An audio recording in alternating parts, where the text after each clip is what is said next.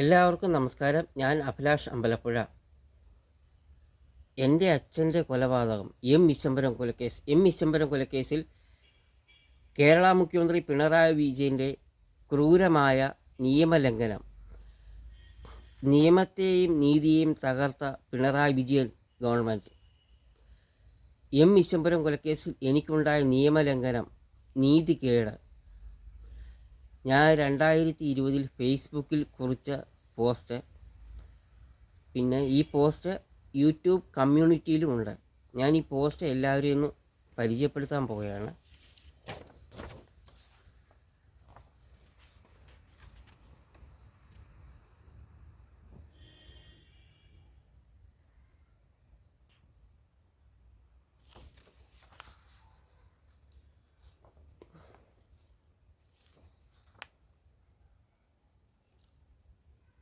M Viswambharan കൊലക്കേസ് പ്രതികൾ DGP ഓഫീസിനെയും സ്വാധീനിച്ചിരിക്കുന്നു.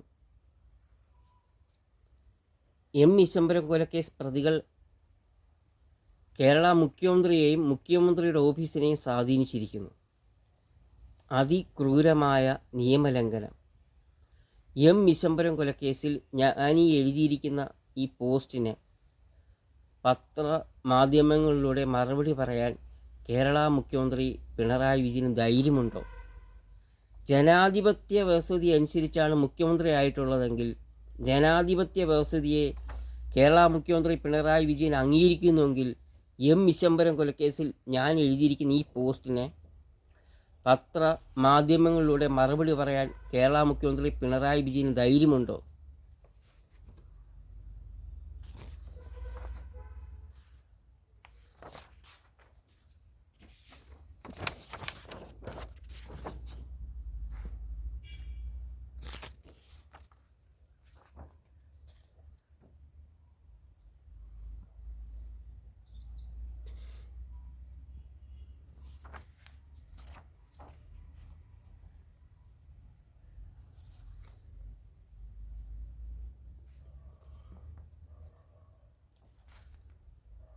Kerala police നോക്കുകുത്തിയാകുന്ന ഒരവസ്ഥയാണ് കേരളത്തിൽ. DGP ഓഫീസിനെ വരെ കൊലക്കേസ് പ്രതികൾ സ്വാധീനിച്ചിരിക്കുന്നു. കേരളത്തിൽ ഒരു പൗരന് ഒരുവിധ സംരക്ഷണവും കൊടുക്കാൻ മുഖ്യമന്ത്രി പിണറായി വിജയന് കഴിയില്ല. ആഭ്യന്തര വകുപ്പ് കൈകാര്യം ചെയ്യുന്നതിൽ കേരള മുഖ്യമന്ത്രി പിണറായി വിജയൻ പരാജയപ്പെട്ടു. ഈ പോസ്റ്റ് വായിക്കുന്ന ആർക്കും ഇത് മനസ്സിലാക്കാം. DGP ഓഫീസിനെ സ്വാധീനിച്ച എം വിശ്വംഭരം കൊലക്കേസ് പ്രതികൾ. എല്ലാവർക്കും നമസ്കാരം. ഞാൻ അഭിലാഷ് അമ്പലപ്പുഴ. നിയമത്തെയും നീതിയെയും തകർത്ത പിണറായി വിജയൻ ഗവൺമെൻറ്.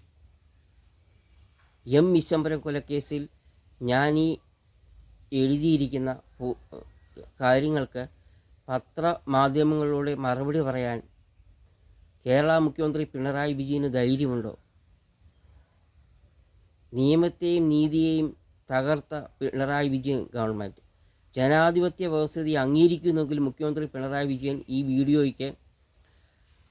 വീഡിയോയ്ക്ക് ഈ പോസ്റ്റിനും പത്രമാധ്യമങ്ങളിലൂടെ മറുപടി പറയാൻ തയ്യാറാകണം.